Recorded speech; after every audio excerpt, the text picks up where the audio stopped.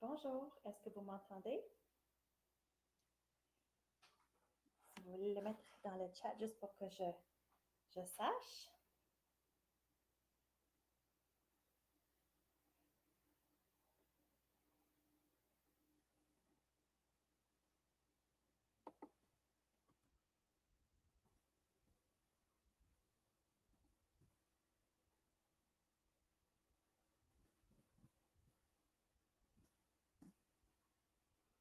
Alors, si on...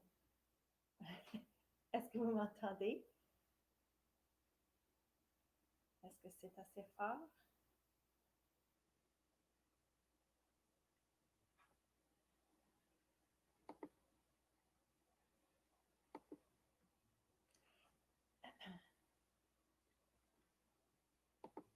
Allô?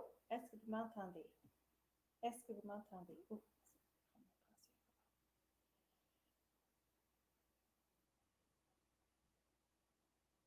est-ce que vous m'entendez? Est-ce que vous m'entendez? Est-ce que vous m'entendez? Oups, on va essayer de ce côté-là. Hello? Vous m'entendez? Oh, est-ce que ça c'est mieux si je parle comme ça? Est-ce que c'est mieux si je parle dans le microphone comme ça? Hmm. Euh, je ne sais pas quoi faire. OK, alors si c'est mieux comme ça, je vais essayer de parler plus fort. Est-ce que ça va mieux comme ça? Oui? Excellent. Alors, on va essayer de continuer comme ça.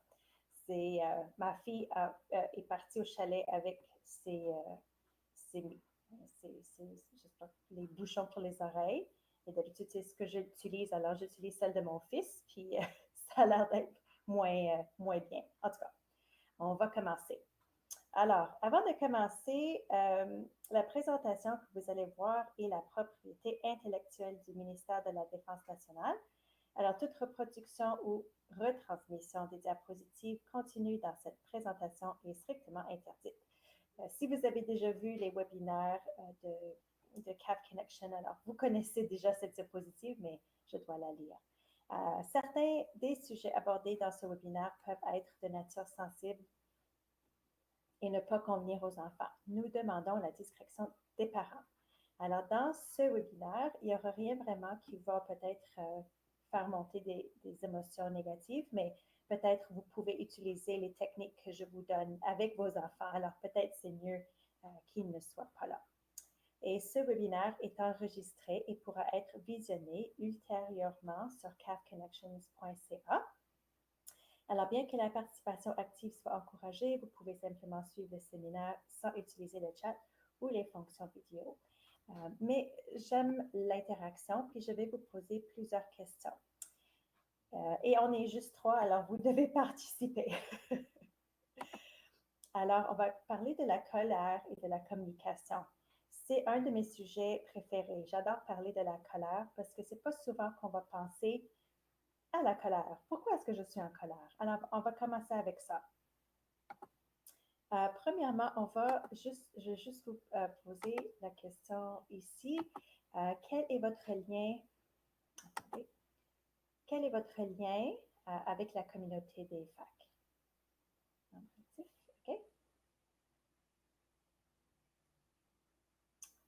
Et les autres? Je ne vois pas vos noms quand vous faites les polls, alors n'ayez pas peur. Alors, pour un survol de notre présentation, on va commencer par comprendre c'est quoi la colère. On va parler des pensées de déclenchement et d'adaptation, la communication efficace, et on va utiliser le script DEPC. Donc, je vais vous montrer comment utiliser un moyen de communication ou une méthode de communication assez facile lorsqu'on est fâché. Alors, remue-ménage, si on dit, on va parler de la colère, de l'agressivité et de l'affirmation de soi. Est-ce que vous croyez que ce sont des choses qui sont très différentes ou qui sont similaires?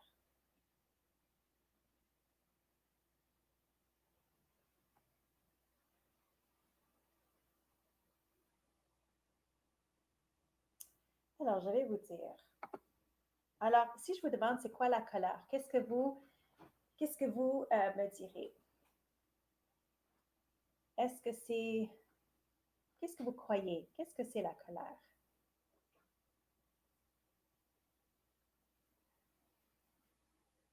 Qu'est-ce qui vous vient en tête quand je vous demande c'est quoi la colère? OK. Alors, la colère, c'est l'agressivité. OK, ça c'est intéressant. D'autres, d'autres idées?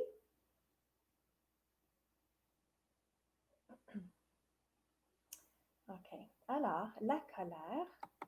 Oh, la frustration. Oui, c'est une des émotions qu'on va ressentir définitivement. Alors, la colère est une émotion. C'est une émotion normale, c'est une émotion qui est très importante. Et on va parler de l'importance de la colère, mais juste sachez que c'est très important quelquefois d'être en colère. OK? Euh, alors, la colère varie sur le plan d'intensité, de la durée et de la fréquence. Donc, il y a des gens où tu vas dire, oh, qui vont dire, je me suis tellement fâchée que j'ai vu le rouge ou que j'ai arrêté de penser, je ne sais pas ce qui s'est passé. Alors, ça, c'est une émotion très intense. Il y a des gens qui vont être fâchés de longue durée. Donc, s'il y a quelque chose qui les dérange, peut-être que ça va, ils vont ruminate, ils vont ruminer là-dessus pendant quelquefois des heures ou des jours ou des mois. Alors, quelquefois, la durée de la colère peut causer beaucoup de problèmes physiologiques et aussi la fréquence. Si on voit que la colère devient une émotion qui revient assez souvent et qui est fréquente, ça pourrait aussi déterminer qu'il y a quelque chose à régler. C'est accompagné de conséquences physiologiques comme la fréquence cardiaque, la pression artérielle et les hormones. Et on va parler un peu des hormones un peu plus tard, mais on sait que quand on est en colère, on va ressentir comme le je cherche le mot en français parce que d'habitude j'enseigne en anglais, je m'excuse. Le fight or flight, donc le combat et la fuite. Donc, on va souvent ressentir l'adrénaline et la cortisol monter. C'est une réponse naturelle et normale. La colère est une émotion normale. Il ne faut jamais avoir peur de la colère. Ça signale qu'il y a un problème à régler et aussi qu'il y a beaucoup de stress peut-être dans la vie. Donc, ça, c'est vraiment ce qui est important de savoir, c'est que la colère n'a pas toujours besoin d'être quelque chose de négatif. La colère peut être très positive et on va voir les facteurs constructifs de la colère. Mais c'est juste important aussi de savoir que la colère, c'est vraiment un signal qu'il y a un problème à régler. Et ça, c'est de quoi on va parler quand on va parler pardon, de comment on va communiquer ce qui ne va pas ou le problème pour pouvoir le régler. Mais le point clé, c'est n'attendez-vous pas de ne jamais vous sentir en colère, mais plutôt concentrez-vous sur ce que vous pensez, dites et faites après que vous ressentez la colère. Et ça, c'est vraiment ce qui est important à retenir. Alors, la colère peut causer des problèmes quand ça devient notre principal moyen de réagir à l'égard de la plupart des personnes ou de la plupart des situations. Si c'est une émotion qui revient souvent ou à tous les jours ou avec toujours la même personne ou même avec plusieurs personnes, ça peut indiquer que maintenant il y a un problème à régler ou qu'il y a trop de stress. Puis qu'est-ce qu'on peut faire avec ça? Si la colère pose des problèmes lorsqu'elle est trop intense ou dure trop longtemps. Quelquefois j'enseigne des workshops pendant l'année normale et il y avait des gens qui revenaient et disaient, ah oui, tu sais, ça fait toute ma vie que je suis fâchée ou ça fait quelques mois que je suis fâchée. Donc, la durée du temps, ça peut vraiment, vraiment causer des problèmes physiques, physiologiques si c'est trop intense ou si ça dure trop longtemps. Se manifeste dans des situations inappropriées, okay? Et a des répercussions négatives sur nos relations. Oups, pas relations, excuse, relations. Donc, si on commence à être toujours en colère avec les mêmes personnes, on va définitivement ressentir des problèmes avec cette personne-là. Peut-être cette personne-là ne voudra plus être avec nous, être autour de nous, aura peur de nous, surtout si ça mène à l'agressivité. Donc, on a vu que la colère, c'est une émotion. L'agressivité est un comportement. Donc, c'est très différent parce que la colère, on a dit, c'est une indication qu'il y a un problème. L'agressivité, c'est le comportement. Donc, c'est un comportement appris sur lequel on a contrôle. Alors, l'agressivité est un comportement dirigé à autrui, qu'elle engendre des blessures ou non. L'agressivité aussi, c'est toujours pour faire mal à quelqu'un, euh, mais sans, quelquefois, pas consciemment toujours, mais a toujours l'impact négatif. Mais ce qui est intéressant de voir, c'est que c'est un comportement appris ou un comportement peut-être qui est devenu une habitude et sur lequel on a contrôle. Donc, on va parler aussi euh, du, du sentiment de contrôle. Est-ce qu'il y a une de vous ou un de vous qui était à la session la semaine passée sur le stress?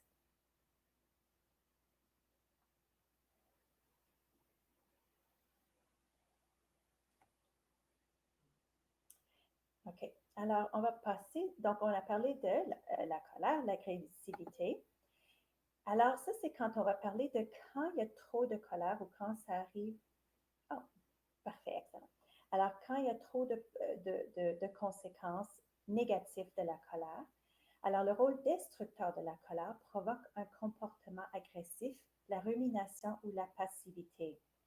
Est-ce qu'il y en a quelques-uns de vous qui font la rumination?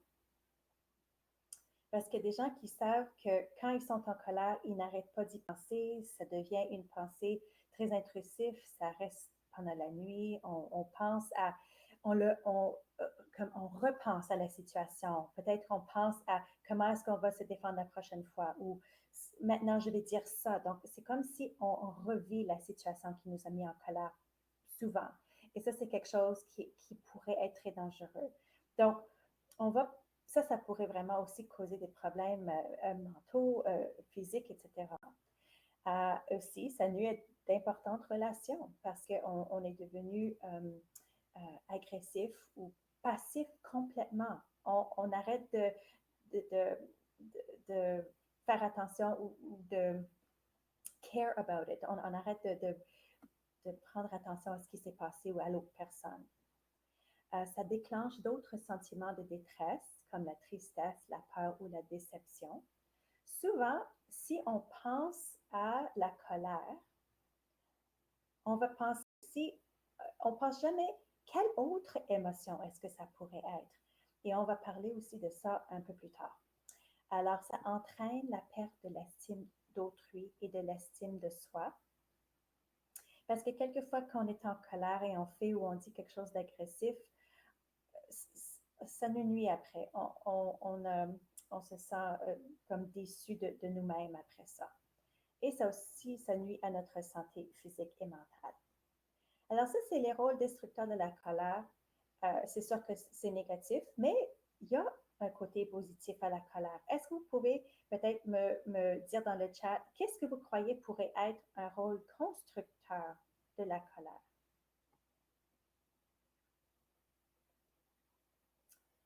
Parce que c'est définitivement quelque chose qui pourrait vraiment amener des résolutions de problèmes extraordinaires. Alors, le rôle constructif de la colère nous aide à détecter instinctivement une situation menaçante et y agir. Donc, ça nous donne, quand on a ce sentiment de fuite ou fuite ou de combat ou de fuite, ça, c'est vraiment quelque chose qui est important parce que si on sent qu'on est dans une situation menaçante, on a les hormones comme l'adrénaline qui nous font pouvoir réagir et peut-être partir, peut-être on peut se défendre. Alors ça, c'est vraiment quelque chose qui est important. Donc, ça nous donne l'opportunité de réagir. Persévérer dans des situations de frustration ou d'injustice. Donc, quelquefois, si quelque chose nous met en colère, on peut créer quelque chose contre l'injustice, comme vous voyez avec toutes les démonstrations pour je ne me rappelle pas de son nom, je m'excuse, c'est comme j'ai un blanc de mémoire, mais les démonstrations qu'on a eues dernièrement, ça c'était une injustice. Alors tout le monde s'est mis ensemble pour persévérer dans cette situation, ensemble. Donc, il n'y a pas toujours des changements s'il n'y a pas eu de colère. Alors, activer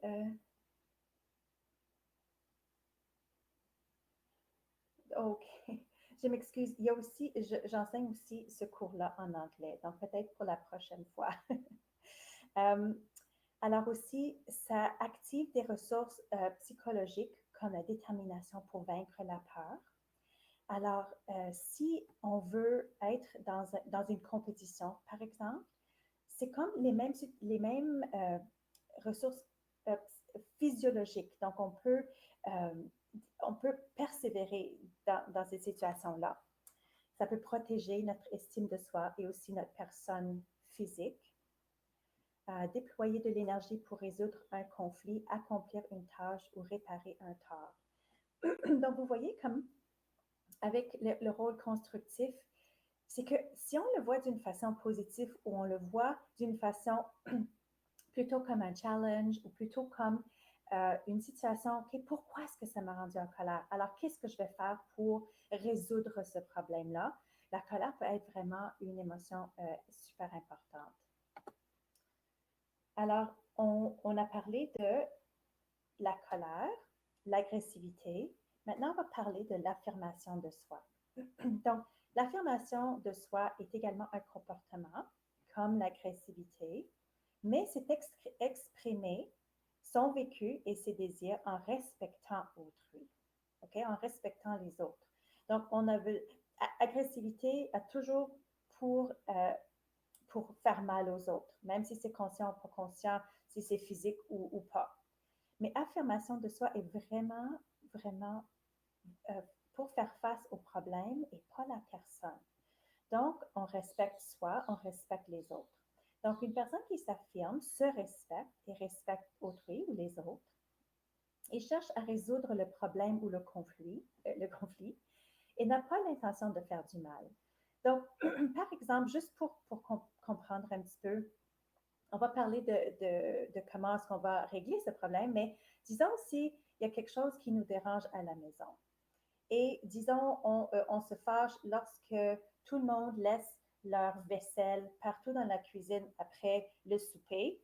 Et on est fâché parce qu'on sent comme si on est les seules personnes qui nettoient. Alors, on se fâche si... Merci. Alors, euh, si on va crier après tout le monde pour leur dire qu'ils sont sales, c'est des personnes qui ne font pas attention à la cuisine, they don't care, que tout est sale. Mais le problème, c'est qu'il y a des assiettes partout. Donc, ça pourrait être n'importe qui pourrait laisser les choses. Donc, on peut résoudre le problème. Le problème, c'est la vaisselle qui est laissée partout. Comment est-ce qu'on va régler ça? Puis on a besoin des personnes qui laissent leur vaisselle pour régler ce problème-là. Et plus tard dans le webinaire, on va parler de comment est-ce qu'on pourrait leur dire euh, que c'est un comportement que je n'aime pas et comment est-ce qu'on peut le régler ensemble. Mais si ça ne nous fâche pas, c'est parce que ce n'est pas un problème qui nous dérange ou qui est très émotif. C'est quelque chose qui ne nous dérange pas. Mais si ça nous dérange, c'est pour ça que la colère ressort. Alors, pourquoi mettons-nous en colère? Pourquoi vous croyez qu'on se met en colère?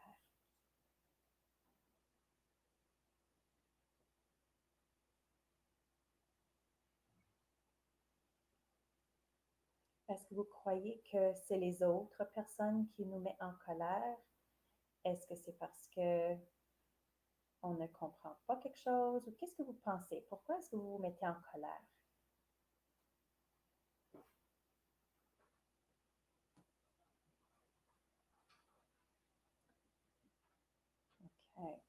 Alors, je vais vous dire pourquoi on se met en colère. Est-ce que ça va? Oh, on n'aime pas la situation? Oui. C'est une situation peut-être qui nous cause des problèmes, peut-être on sent le manque de contrôle parce que nous ne sommes pas satisfaits d'une certaine situation. Oui, parce qu'on a des attentes et on a des attentes des autres et on est souvent déçus. Et ça, c'est souvent quand on a un manque de contrôle sur une situation où on n'est pas satisfait, où on est déçu, ça nous déçoit. Alors, pourquoi mettons-nous en colère? Pour réagir à une menace perçue. Donc, ça pourrait être une attaque sur notre personne ou ça pourrait être une attaque sur une de nos valeurs, une de nos, euh, une de nos sur notre, la morale, sur, comment est-ce que je peux dire ça? Une attaque sur notre personne, mais nos valeurs, nos attentes.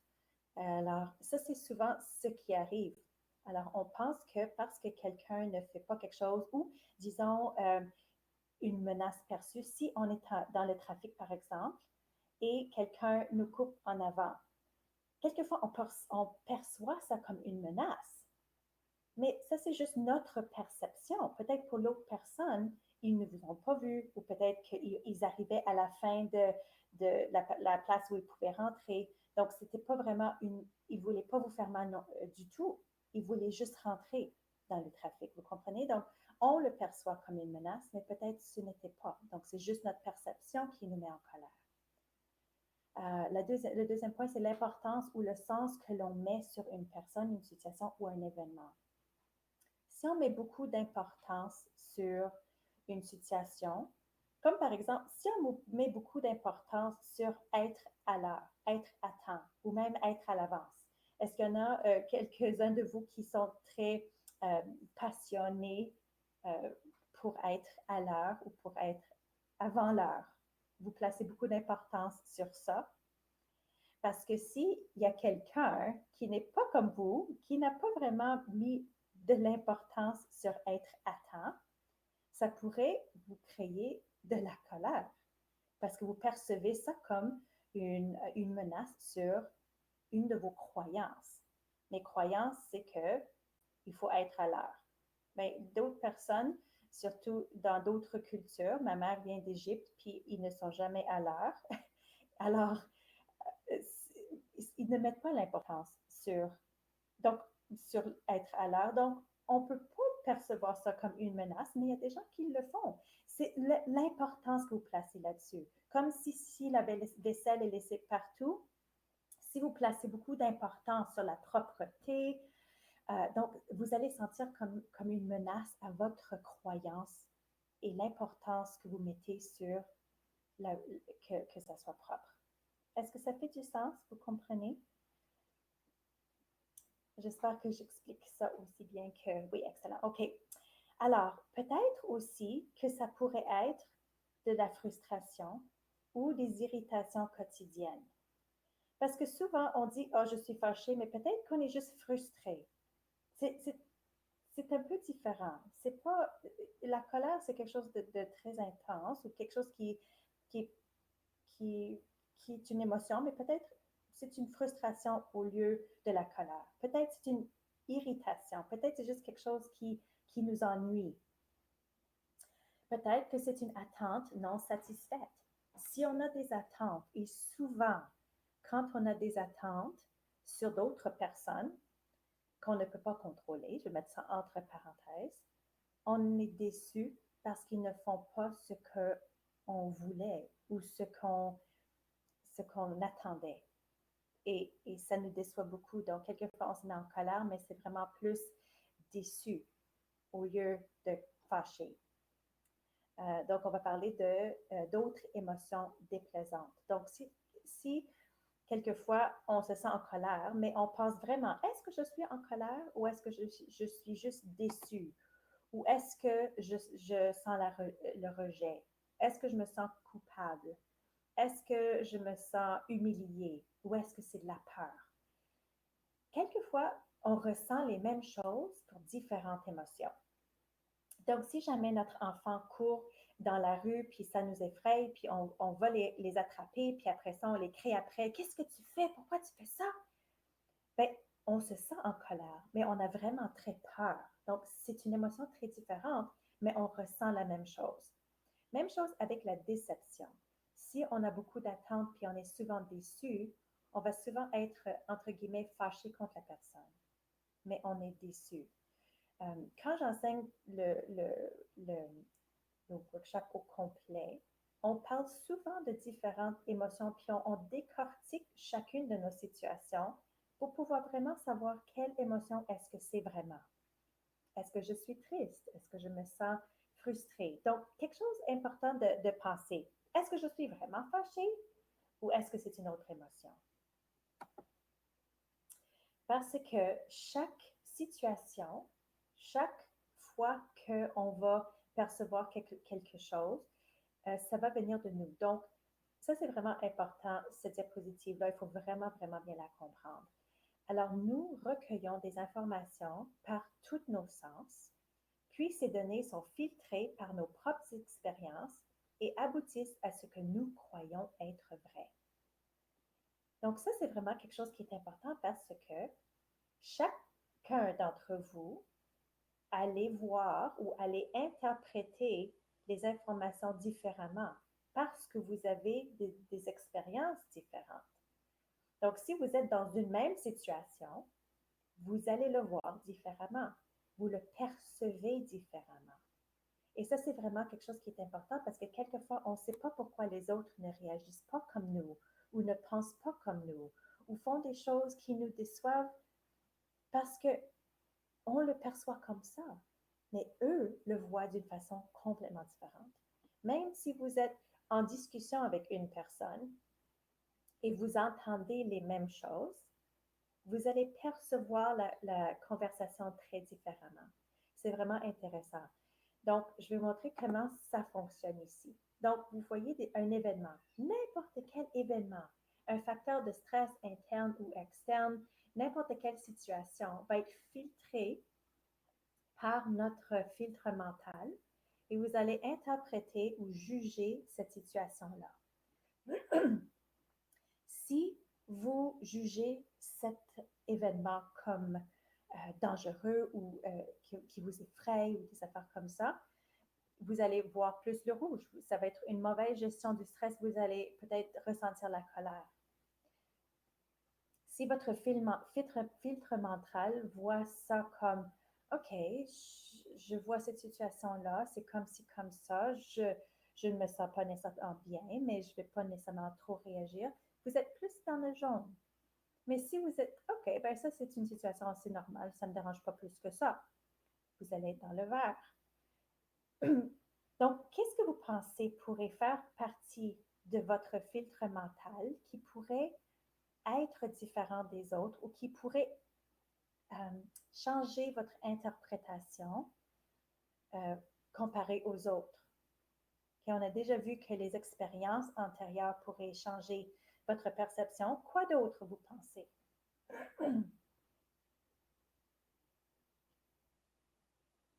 Parce que c'est tellement, tellement intéressant de voir ou d'entendre les réactions de différentes personnes. Est-ce que vous pensez peut-être que différentes générations pourraient interpréter des situations différentes? Ou peut-être si on est mâle ou femelle, si on a eu des expériences négatives avec cette situation. Peut-être notre religion, peut-être nos croyances. Tout ça tout ça fait partie de notre filtre mental.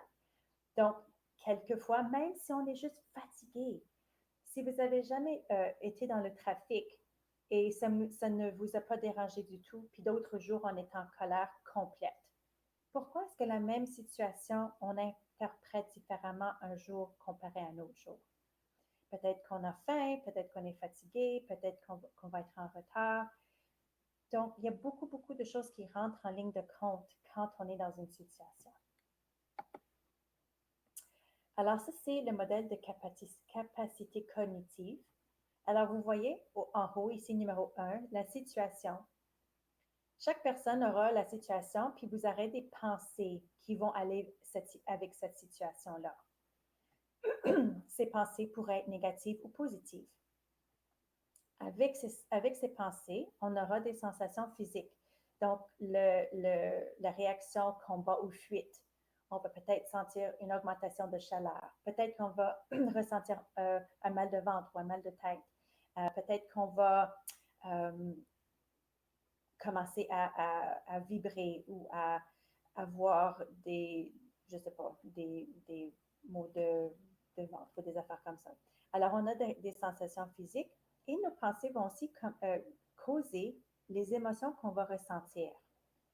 Donc, quelle émotion est-ce qu'on aura basée sur les pensées? Et après ça, ça va faire en sorte qu'on aura un comportement.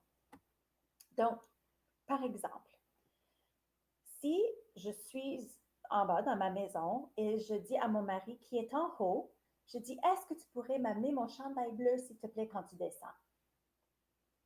Puis là, il descend et il n'a pas amené mon chandail bleu. Donc, les pensées que j'aurai dans cette situation-là vont grandement changer mes sensations physiques et mon comportement. Si mes pensées sont négatives et je pense qu'il fait par exprès ou il ne m'écoute jamais, il ne m'aime pas ou ça ne dérange pas si je suis en retard, si mes pensées sont négatives tout de suite, ben, mes sensations physiques vont être les combats ou fuites parce que je vais être fâchée, mes émotions vont être déçues, peut-être que ça va me faire mal parce que je vais penser qu'il ne m'aime pas ou he doesn't care, ça ne dérange pas. Donc, mon comportement va être très différent vers lui que si peut-être j'utilise une pensée comme peut-être qu'il ne m'a pas entendu. Peut-être qu'il se brossait les dents puis il a une brosse à dents électrique. Peut-être qu'il ne savait pas quel chandail bleu. Peut-être qu'il descend pour me demander quel chandail bleu je voulais. Donc, mes sensations physiques vont être beaucoup moins fortes. Mes émotions vont pas être énormes. Je vais me sentir peut-être, OK, mais peut-être, c'est ça, peut-être qu'il a oublié. Oui, ça se pourrait aussi très facilement. Donc, vous voyez comment nos pensées, si vous regardez en bas, vous avez le contrôle total sur ce que vous pensez ou ce que vous percevez. Si on le perçoit comme euh, quelque chose de négatif ou qu'on est déçu, c'est sûr que ça va avoir une action sur nos comportements.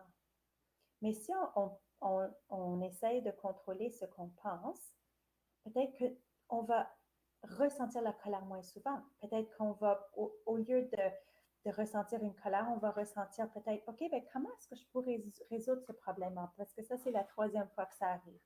Pas nécessairement avec le chandail, mais vous comprenez.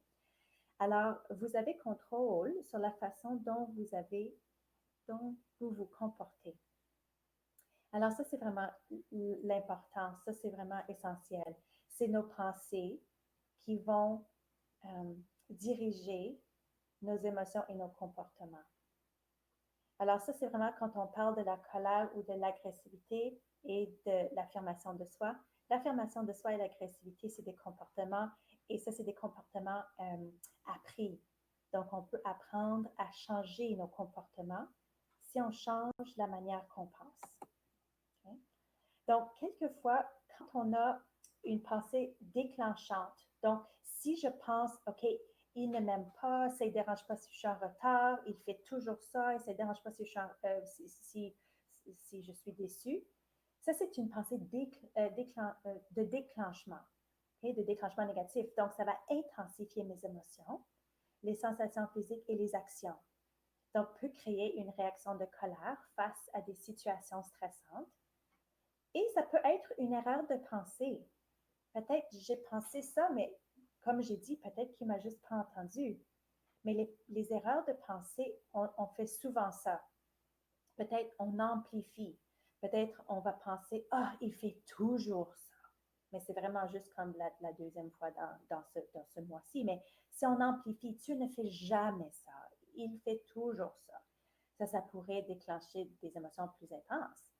Peut-être qu'on va le prendre personnel, personnalisation. Peut-être qu'on va penser, ah, il fait toujours ça pour que je sois en retard. Il fait ça pour me décevoir. ou bien la surgénéralisation. Ah, tous les hommes sont comme ça, si je pense et c'est pas pour dire que les hommes sont comme ça, mais surgénéralisation, ça c'est vraiment quand on parle des grosses erreurs de pensée. Alors, ça c'est vraiment des pensées de déclenchement. Donc, il faut toujours être comme à l'écoute de vos pensées. Pourquoi est-ce que j'ai réagi négativement dans cette situation-là? Quelquefois, il faut juste arrêter et y penser. Parce que quelquefois, on peut juste changer la manière qu'on pense et comme je dis, ça peut changer la manière qu'on réagit. Donc, si vous voyez ici, ça c'est la montagne de colère. On appelle ça la montagne, mais c'est le soulèvement de la colère et pensée. Donc, si vous voyez dans ce graphique, la colère ici en haut et les pensées en bas. Penser, c'est vraiment penser comme l'action. On n'arrive pas à penser parce que quand on déclenche la colère, quand on déclenche le combat ou fuite, tout notre sang va vers nos muscles. Parce que si on veut combattre le tigre à dents de sabre, parce que ça c'est quand on était des personnes de caverne, ce qui nous arrivait. Il fallait qu'on réagisse, puis il ne fallait pas qu'on pense, il fallait juste qu'on réagisse. Donc, tout notre sang sort de notre cerveau. Donc, le, le plus que la montagne monte, il y a une pensée de déclenchement. Ensuite, il y a une intensification de nos sentiments, de notre physique, comme de notre physiologie. Après ça, il y a la crise. Donc, qu'est-ce qu'on fait? Peut-être qu'on crie, peut-être qu'on frappe quelque chose, peut-être qu'on, je sais pas, qu'on fait quelque chose qui est pas gentil. On fait une crise, d'habitude, on dit quelque chose qui n'est pas gentil. Aussitôt que la crise est finie, c'est comme si tout revenait dans notre cerveau. Donc, vous voyez comme du déclenchement à la crise, la montagne monte. Donc, ça, c'est vraiment le pic de notre adrénaline. Mais si vous voyez juste en dessous, nos pensées arrêtent. On a beaucoup moins de sang dans notre cerveau, donc on n'a aucune empathie parce qu'on n'a pas de place dans notre cerveau pour l'empathie ou de d'autres pensées. On pense juste à cette chose-là parce que c'est comme si on est devenu hyper focusé sur juste cette situation-là. Mais après notre crise, c'est comme s'il y a eu un relâchement et le sang commence à revenir tranquillement vers le cerveau. Oh, donc, ça, c'est la période d'apaisement. Puis après ça, il y a une dépression. Notre énergie est en dessous de ce qu'on avait avant, parce que c'est comme si on faisait un combat ou une fuite à l'intérieur de notre corps. Donc, on a utilisé beaucoup d'énergie. Donc, on regrette peut-être ce qu'on a dit ou ce qu'on a fait. Donc, quelquefois, on ressent ça, quelquefois, ça arrive trop rapidement, puis c'est déjà fait, puis c'est fini, on a déjà passé à la crise. Mais ça, c'est vraiment aussi quelque chose sur laquelle on a contrôle. Oups, sur lequel on a contrôle. D'habitude, ici, au numéro 2, l'intensification, si on pense, qu'est-ce que je ressens quand je deviens fâchée? Est-ce que j'ai chaud? Est-ce que je commence à suer? Est-ce que je commence à trembler? Alors ça, c'est votre indication que vous devez prendre une respiration, puis peut-être essayer de quitter la situation pour ne pas avoir à faire une crise, pour ne pas avoir à regretter ce qu'on a dit ou ce qu'on a fait.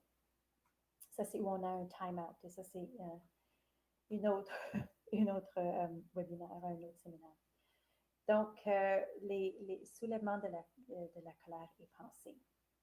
Donc, si ça c'est quand on a des pensées de déclenchement. Mais et ça, c'est souvent nos pensées déclenchantes. Ça, c'est des croyances populaires qui souvent nous fâchent. Alors, quelquefois, on pense que les gens sont respectés à cause de l'agressivité. Donc, si je ne suis pas agressif, je n'arriverai pas à mes fins. Donc, pour certains, arriver à ses fins, c'est plus important que l'autre personne. Ça, c'est souvent. Le numéro 2, c'est les gens devraient savoir ce que je veux, ce dont j'ai besoin ou ce à quoi je m'attends. Et ça, c'est souvent nos attentes qu'on place sur d'autres personnes. Si on place nos attentes sur d'autres personnes, on va souvent être déçu. Et je vais vous donner d'autres exemples un peu plus tard, mais quand on attend que les autres soient comme nous, parce qu'on a une éthique peut-être de travail, une éthique de gentillesse ou de politesse ou de propreté. On pense souvent que les gens devraient être comme nous parce que pourquoi pas? C'est la meilleure façon d'être, mais pas pour eux. Une autre croyance populaire, c'est les enfants doivent obéir ou écouter leurs parents. Et je crois que chaque parent croit ça et se fâche souvent quand les enfants ne les écoutent pas. Et c'est sûr que c'est une croyance normale, mais c'est souvent quelque chose qui va nous décevoir. Les gens ou les autres ou les événements provoquent la colère. Donc, si vous avez compris, so far, c'est que ce n'est pas les gens qui provoquent votre colère ou l'événement qui provoque votre colère. C'est vos pensées négatives ou vos pensées déclenchantes qui causent votre colère. Donc, c'est un choix souvent, être en colère. Le prochain point, c'est la société devrait savoir. Souvent, on dit, ah, tu sais, tous les gens qui conduisent dans le trafic, ils devraient savoir, ben, on ne dit pas ça, là, mais ils devraient savoir que je vais être en retard s'ils ne bougent pas. La société devrait savoir que si, s'il y a quelqu'un dans l'autobus qui est plus âgé, on les laisse s'asseoir. Mais la société est tellement variée et tellement... oui, c'est vrai. Mais à 19 ans, ils n'ont pas les mêmes priorités que vous. Alors, la société devrait savoir, donc aussi on a des attentes sur la société. Et souvent, on est déçu. Et souvent, on pense que, on dit common sense, qu'est-ce qu'on dit? Common sense is not very common. Parce que maintenant, tout le monde a un sens de ce qui est normal, très différent. Et certains compliments sont tout simplement impolis. Donc, quelquefois, on croit que l'impolitesse, ce qu'on croit est impoli, peut-être des autres ne croient pas que c'est impoli. Donc, vous voyez comment, pas juste le filtre mental, mais aussi juste nos expériences, comment on a été élevé, tout ça rentre en ligne de compte dans nos croyances. Mais sur l'opposé des pensées de déclenchement, si on utilise une pensée d'adaptation, les pensées d'adaptation, c'est vraiment quand j'ai dit peut-être que mon mari ne m'a pas entendu. Ça, c'est une pensée d'adaptation. Peut-être qu'il ne savait pas quel chandail bleu. Donc, ça atténue les émotions, les sensations physiologiques et les actions. Je ne vais pas être aussi, pas fâchée, mais je ne vais pas me ressentir aussi comme que mes pensées ont été attaquées. Donc, on ne va pas ressentir toutes les choses physiologiques comme si on veut combattre ce problème-là. Nos pensées d'adaptation, c'est quelque chose qui vient avec la pratique et permettent de réagir avec calme à une situation stressante. Donc, peut-être au lieu de crier après, dire ah, tu m'écoutes jamais ou tu m'aides jamais le matin, moi je pourrais dire peut-être tu m'as pas entendu quand j'ai demandé d'amener mon chandail bleu. Est-ce que tu pourrais remonter et aller le chercher? Donc, il n'y a pas de conflit. Je résous le problème que mon chandail bleu est encore en haut. Est-ce que vous voyez la différence entre les pensées d'adaptation et les pensées de déclenchement? Donc aussi, quelquefois, on ne sait pas comment nécessairement changer notre cerveau, mais aussi ça prend de la pratique. C'est quelque chose qui demande beaucoup de concentration. Quelquefois, on pratique des pensées d'adaptation et on utilise ce qui marche pour nous. Des exemples ici, c'est cela vaut-il vraiment la peine de s'énerver? Quelquefois, il faut comme choisir nos batailles, right? Pick your battles. Et est-ce que ça vaut la peine vraiment de s'énerver? Est-ce que c'est quelque chose qui est vraiment, vraiment nuisible? Est-ce que c'est vraiment, vraiment un problème ou est-ce que je peux juste laisser aller ça? Un autre exemple, c'est nous devons avoir des priorités différentes. Et Nathalie, ça c'est pour l'enfant de 19 ans. Vous avez des priorités différentes. Pour tous les enfants, ils ont des priorités différentes. Ça ne leur dérange pas du tout si vous êtes en retard pour le travail. parce que leur programme de télévision est, oui, leur programme de télévision est beaucoup plus important pour eux. Jouer, c'est beaucoup plus important pour eux. Ils ne comprennent pas le temps. Ou même avec les personnes qui vivent chez vous, les priorités sont différentes avec la propreté. Il y a des gens qui vont en tout cas, prioriser la propreté, que tout soit propre et tout ça en place. Et d'autres gens priorisent euh, jouer et passer du temps avec des gens. Et tu sais, la propreté, c'est important, mais pas plus important que les personnes. Donc, il y aura beaucoup plus de différentes comme interactions. Donc, on pense juste, les priorités sont différentes. Pourquoi est-ce que cela m'a déclenché? Euh, Parce que quelquefois, si on se fâche avec quelque chose, pourquoi est-ce que cela m'a fâché? Quoi dans cette situation-là me déclenche? Est-ce que c'est parce que je sens que je suis pas respectée? Est-ce que je sens que je suis déçue? Est-ce que je priorise quelque chose que les autres ne priorisent pas? Donc, ça, c'est vraiment aussi une question intéressante. Ou mon préféré, et celle que j'utilise avec ma fille surtout, elle a 14 ans, quand il y a un gros problème dans sa vie, ouais, entre guillemets, sur quoi ai-je un contrôle dans cette situation-là? Donc, ça, on pense de chaque situation. Sur quoi avez-vous contrôle dans chaque situation? C'est toujours vous. C'est toujours vos pensées, vos réactions, la manière que vous réagissez. Ça, c'est sur quoi vous avez contrôle.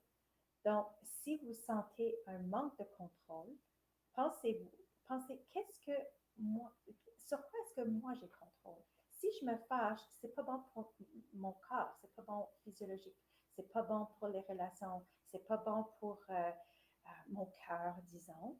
Donc, qu'est-ce que je peux faire pour régler cette situation-là?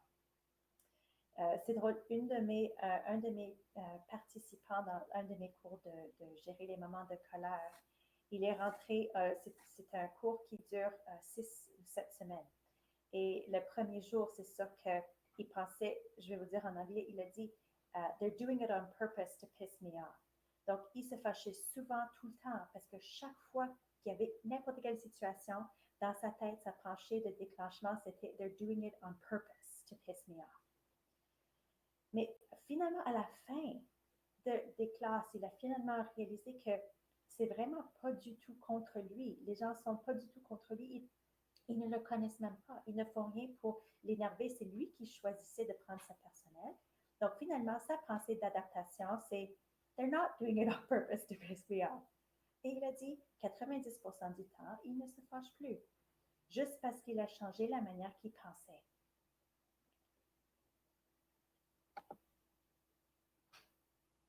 Est-ce que ça va? Est-ce que vous comprenez un peu la manière de changer les pensées? Parce que là, on va parler de la communication. Oh, excellent. Super. Alors, c'est quoi le conflit? Qu'est-ce que vous pensez? C'est quoi le conflit?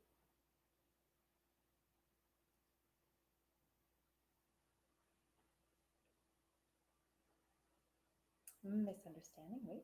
Une différence de vue. Oui, d'habitude, c'est ça.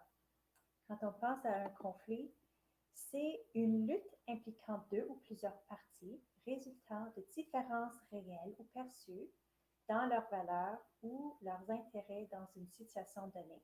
Donc, exactement ça. Misunderstanding, une différence de vue, une différence de compréhension, de, de perception finalement. Le conflit implique souvent des émotions intenses. Parce que s'il n'y avait pas d'émotions, si ça ne te dérangeait pas du tout, il n'y aurait pas un conflit parce que ça ne te dérangerait pas. D'habitude, il y a un conflit parce qu'il y a des émotions, oui, des émotions intenses, une différence d'opinion, la manière de voir quelque chose, absolument. Donc, si on pense de la communication, si on pense du conflit, souvent c'est un manque de communication. Donc, qu'est-ce que c'est la communication?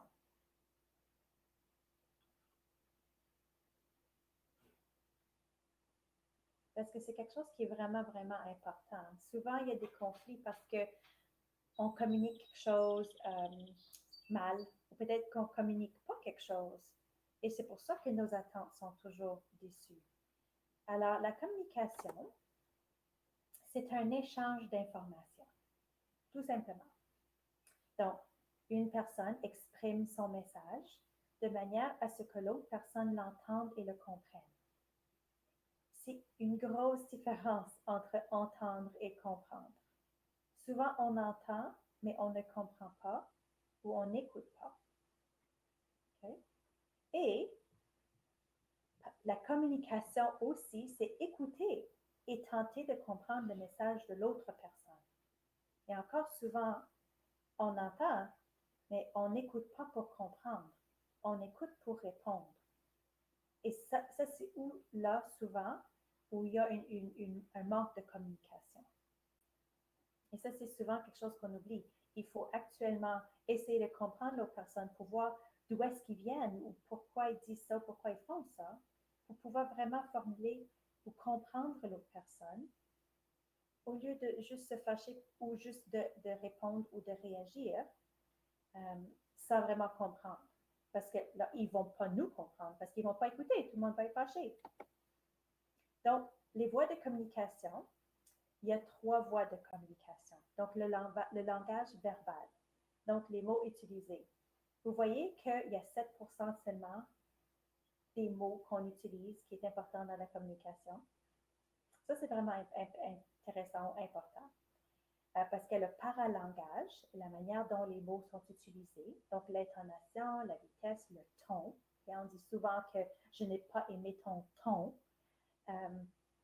et le langage corporel ou non verbal, okay? Notre visage, l'expression faciale, la posture. Donc, juste pour donner un exemple, si je dis je m'amuse,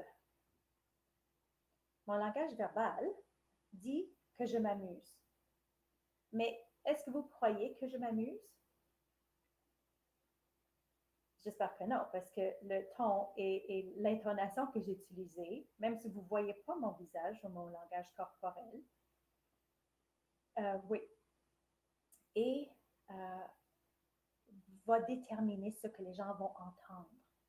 Donc, on dit l'envoi du message entre transmetteur et récepteur. Oui, exactement. Donc, la communication va vraiment être comment est-ce que les deux vont pouvoir communiquer pour que les 3, le langage verbal, paralangage et le langage corporel, vont être ensemble. Okay? Que les 3 vont s'unir puis qu'ils vont envoyer le même message. C'est pour ça souvent qu'on a des textos ou des courriels où on ne comprend pas nécessairement le ton puis on se fâche, mais si quelqu'un d'autre le lit, ce n'est pas du tout ce qu'ils lisent. Donc, il y a 3 styles de communication. Passif, affirmatif ou agressif. Alors, on va parler de la communication affirmative. Alors, assertive ou affirmative, exprimez ce que vous voulez ou ce dont vous avez besoin d'une manière respectueuse des autres. Parce qu'on a vu que l'agression, c'est toujours pour de faire mal à l'autre. Donc, ça, c'est vraiment d'une manière respectueuse des autres. C'est une compétence acquise, ce n'est pas quelque chose qui vient facilement, il faut pratiquer. Le langage corporel et les mots sont clairs et calmes. Cette personne assume la responsabilité de ses propres décisions et actions et se concentrer sur la résolution de problèmes ou de conflits. Donc, on va résoudre le problème. La vaisselle est laissée partout. Pas les personnes, on ne va pas crier après pour leur dire que ce sont des personnes qui sont sales, qui sont des malvivants. Alors, voici comment on va faire. La directive pour la personne ayant la parole. Donc, quand on va avoir une conversation difficile ou quand on va essayer de communiquer quelque chose qui nous dérange, donc, par exemple, quand on ressent la colère, c'est pour nous dire qu'il y a un problème. Alors là, on sait ce que c'est le problème, puis on va en parler. On va utiliser la communication assertive et on parle pour nous. Okay? Vous parlez pour vous. C'est pas pour dire, c'est vraiment juste pour dire ça, c'est comment je me sens. Vous parlez clairement et calmement. Vous utilisez des déclarations I ou je. Et je vais vous montrer c'est quoi. Soyez bref et restez dans le sujet.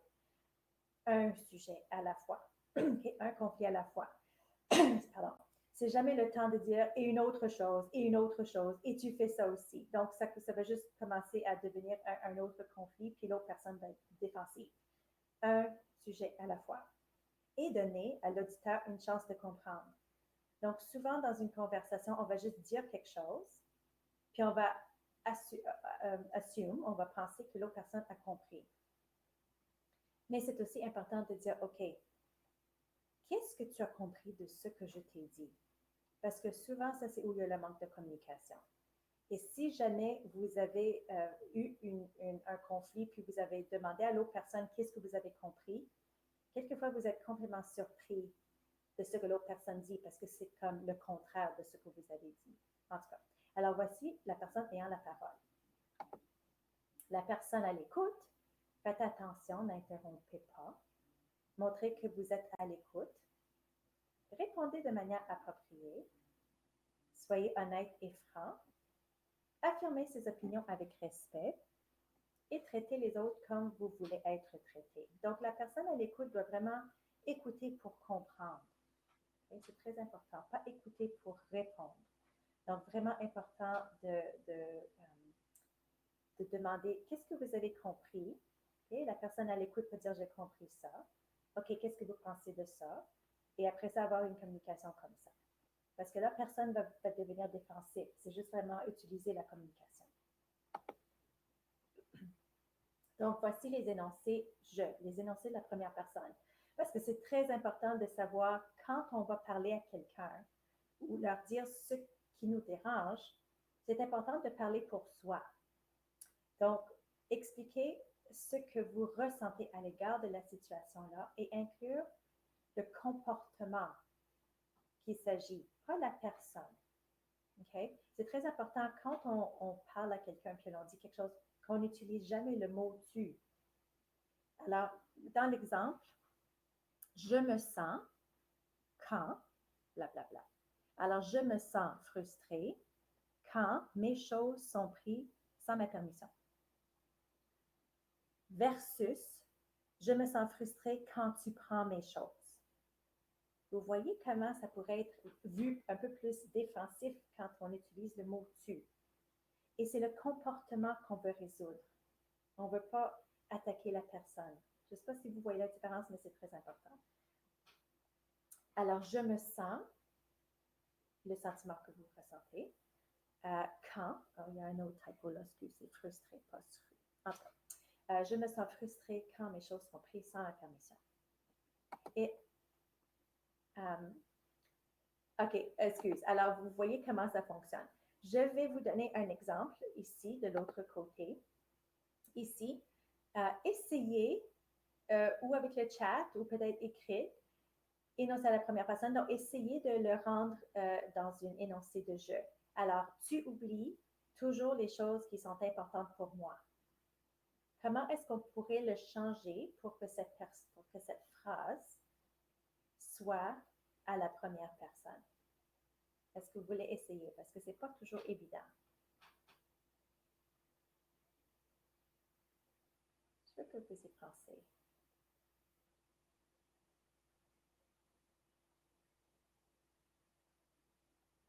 C'est très important de ne pas utiliser le mot tu. Je me frustre quand mes choses ne sont pas prises comme importantes. Excellent, parfait. Excellent. Parce que là, il ne peut pas dire que j'ai tort, parce que ça, c'est comment je me ressens. Alors, voici deux exemples. Alors, ça, c'est l'énoncé. Tu oublies toujours les choses qui sont importantes pour moi. Donc, un exemple, ça peut être je me sens blessée lorsque les choses qui sont importantes pour moi sont oubliées.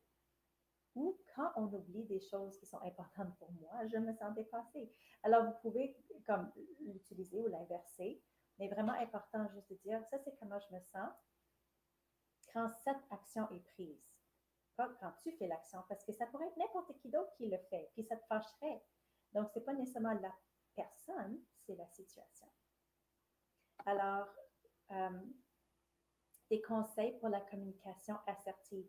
Donc, si vous avez vraiment pensé à quelque chose qui vous dérange, quelque chose qui vous cause des sentiments négatifs, très important de le mettre sur papier à l'avance, ce que vous avez l'intention de dire. Parce que quelquefois, ça peut sortir mal et aussi important de pratiquer à haute voix. Peut-être même faire un jeu de rôle avec quelqu'un à qui vous avez confiance. Parce que quelquefois, on veut dire quelque chose, mais ça sort mal ou on panique au milieu. Quelquefois, juste l'écrire ou le pratiquer peut vraiment aider. Alors, demeurez silencieux après avoir fait part de vos préoccupations. Donc, vous pouvez euh, faire sortir ce que vous avez à dire, puis après ça, attendre ce que l'autre personne doit dire. Et demander à la personne une alternative. Si elle répond non à la question, serais-tu prêt à faire ça? Alors, je vais vous montrer ce que ça veut dire. OK. Alors, voici comment on va faire nos parler. OK? Ça, c'est la méthode DEPC. Alors, la première chose, c'est la description. Donc, décrivez le comportement de façon objective et sans porter de jugement. Il faut vraiment, vraiment être spécifique sur le comportement. Alors, décrivez le comportement. Numéro 2, c'est expression. Donc, exprimez vos réactions, vos sentiments et vos pensées à propos de ce qui s'est produit. Donc, utilisez les phrases je ou à la première personne qu'on vient de pratiquer. La deuxième chose, c'est préciser ce dont vous avez besoin dans la situation en question. Et ça, c'est une étape essentielle, puis souvent les gens oublient cette étape-là. Parce que si on dit je me sens comme ça quand ça arrive, puis on arrête là, c'est comme si c'est laissé dans les airs. Donc, préciser ce qu'on a besoin, c'est vraiment pour dire dorénavant ou la prochaine fois, j'aimerais qu'on me demande pour que je sache où mes choses sont. Okay? Alors, préciser ce dont vous avez besoin. Ça, c'est vraiment, vraiment important. Puis aussi, quelque chose à penser avant de commencer cette méthode. Okay? La numéro 4, c'est des conséquences positives. Donc, ce qui se produira si vous obtenez ce dont vous avez besoin. Mais des bonnes conséquences. Je serai plus heureuse. Je saurai où mes choses sont. On pourrait pratiquer ensemble ou quelque chose comme ça. Donc, les conséquences sont toujours positives. Et à la fin, c'est comme si you seal the deal. Serais-tu prêt à faire ça pour moi? Serais-tu prêt à m'aider avec ça? OK? Alors, ça, c'est la méthode. Puis là, je vais vous donner un exemple pour vous voyez comment ça fonctionne. Alors, l'exemple. Alors, maintenant, je veux dire tout le monde, maintenant, nous prenons chaque repas ensemble. Donc, si vous êtes dans une maison avec plus qu'une personne, vous êtes toujours avec cette personne-là, toujours avec les mêmes personnes. Nous utilisons des plats pour faire le repas et des plats pour manger le repas. Donc, il y a beaucoup, beaucoup de vaisselle qui est restée après chaque repas parce qu'on est toujours ensemble, on mange ensemble, on cuisine ensemble. Alors, en général, une personne est responsable des repas, mais elle peut être fatiguée de le faire seule. Pourrait-elle dire, cette personne-là, ça ne veut pas dire que c'est une femme ou un homme, mais cette personne pourrait dire, alors D, ça veut dire description. Lorsque la vaisselle est laissée partout dans la cuisine après le dîner, E, exprimer comment on se sent, je me sens frustrée de devoir le nettoyer seule. Précisez ce que vous avez besoin. Si nous prenions tous 2 minutes pour ranger les choses, les conséquences positives, cela pourrait être fait plus rapidement et nous pourrions tous passer une soirée agréable. Serez-vous prêt à faire ça pour moi?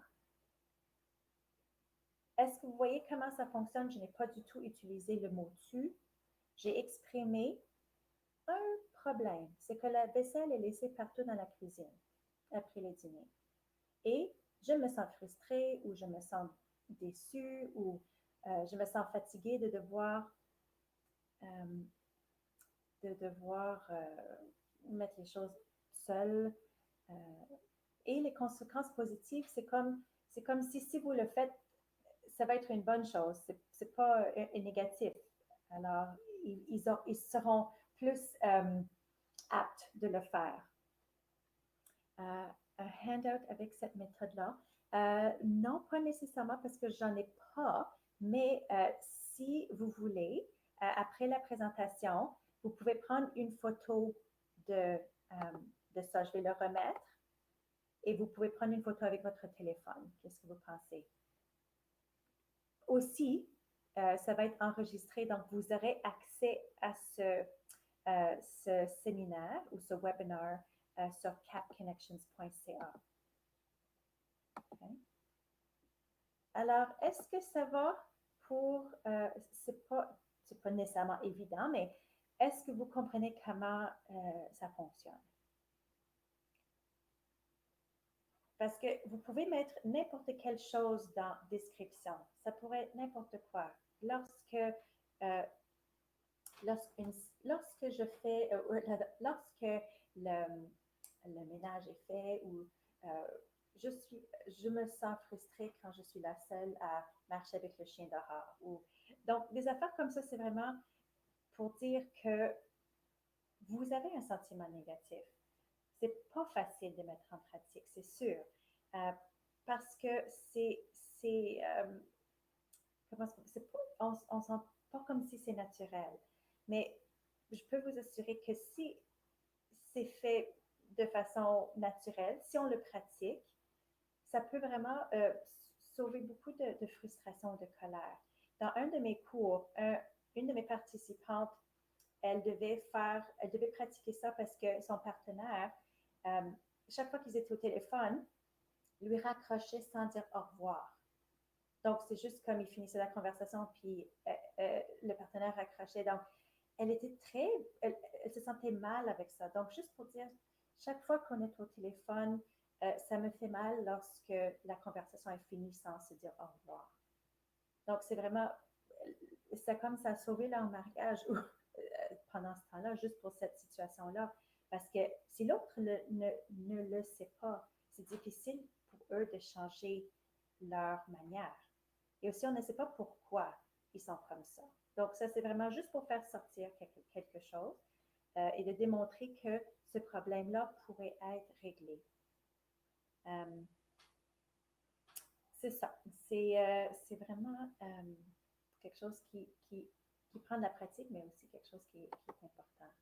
Et le changement n'est pas toujours facile quand on dit, ah oui, je vais utiliser ça avec mes enfants, j'ai quelque chose que je veux dire à mon mari maintenant. Le changement de notre plan est toujours très direct. Mais en réalité, c'est pas toujours direct. Quelquefois, c'est sûr qu'on va retourner à nos habitudes, on va refaire ou redire les choses qu'on faisait avant, mais on essaye encore. Peut-être, oups, j'ai oublié, je me rappelle de ce webinaire que j'ai fait, puis je vais essayer de le faire d'une façon différente. Donc, c'est juste toujours la pratique. Comment est-ce qu'on va le faire? Écrivez-le. Sachez que c'est aussi important de savoir qu'est-ce que vous avez besoin à la fin de la situation. J'avais aussi une autre participante c'était toujours elle qui se levait avec les enfants. Alors, ce qu'elle voulait, c'est qu'elle voulait un jour pour la fin de semaine pour pouvoir dormir. Alors, elle a dit, c'est sûr, je me sens épuisée et j'aimerais avoir un jour de la fin de semaine pour dormir le matin.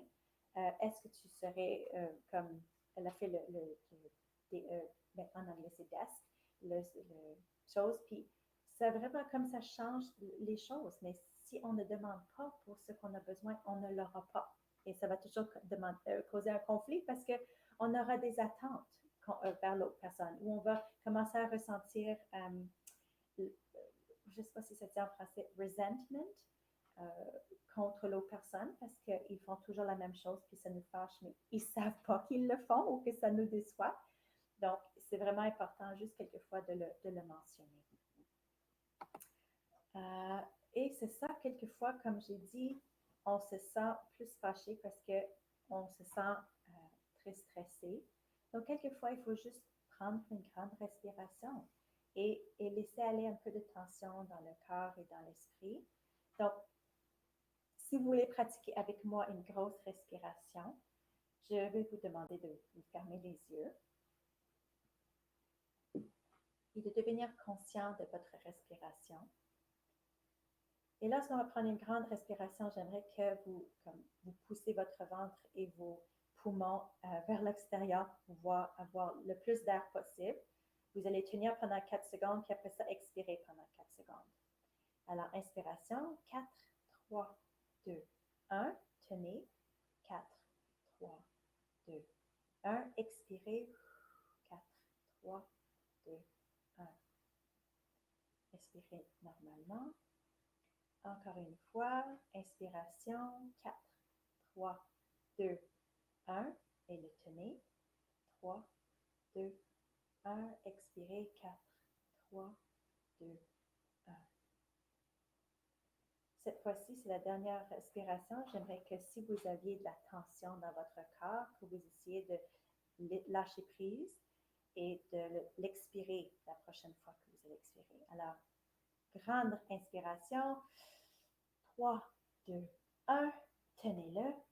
3, 2, 1. Expirez. 4, 3, 2, 1.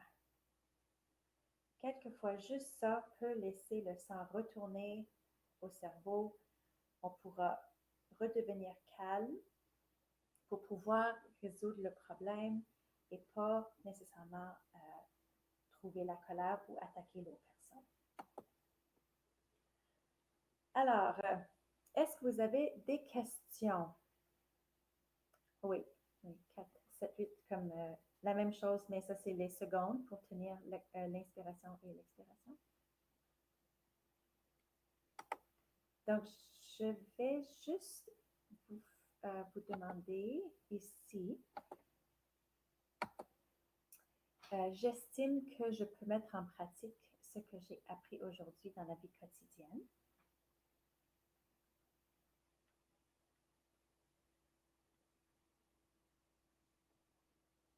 Excellent. Ah, oui, super. Excellent. Est-ce que vous avez d'autres questions? Est-ce que ce que vous avez vu ou entendu est quelque chose qui est différent, quelque chose que vous avez appris qui pourrait vous aider?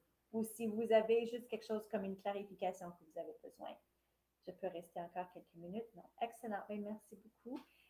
Une autre chose ici, c'est, je dois mettre ça. Quel est votre niveau de satisfaction par rapport à la plateforme Demio? Donc, malheureusement, le son, c'est mon ordinateur, c'est pas Demio.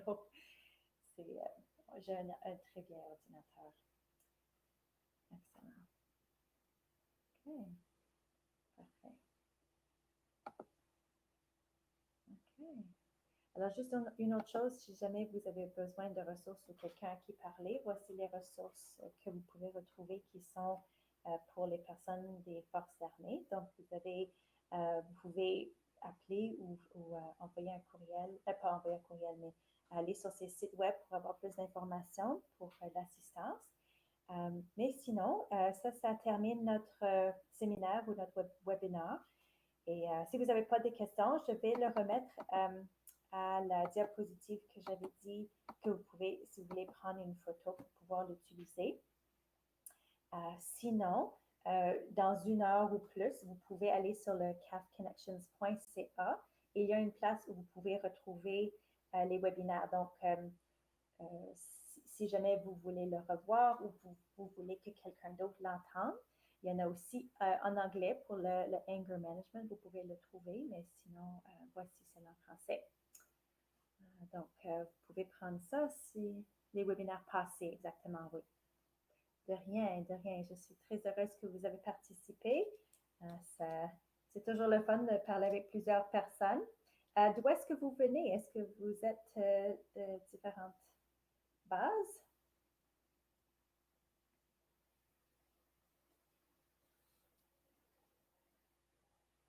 La dernière fois. Oh oui, excellent. Au Québec, parfait. Oh, wow. Ottawa.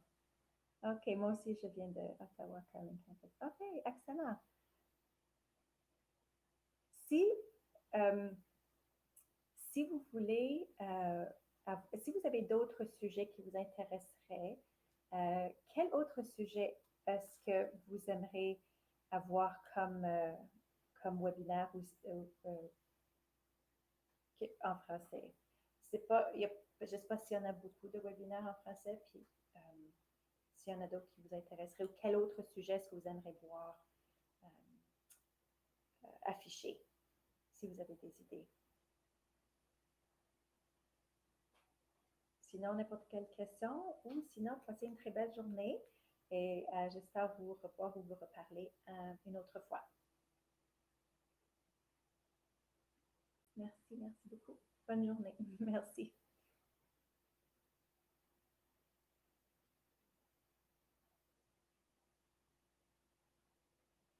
Bonne journée. Passez une belle journée. J'espère que vous avez le soleil comme on a aujourd'hui. C'est une belle journée. Faites attention, soyez en santé.